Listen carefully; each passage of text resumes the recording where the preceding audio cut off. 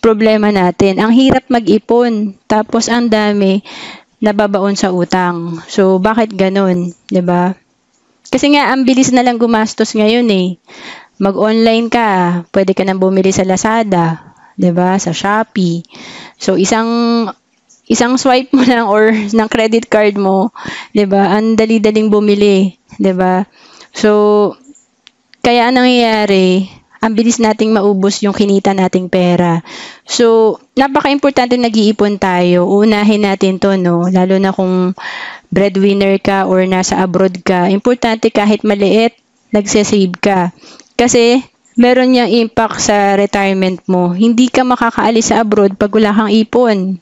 Hindi ka makakapag-resign sa trabaho kahit matanda ka na kung wala kang ipon. Kasi dito nga, mapansin nyo, many people have to work beyond age 65.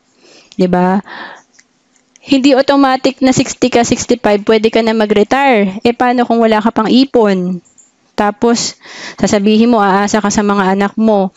Paano kung yung anak mo hindi rin afford na matulungan ka? 'Di ba?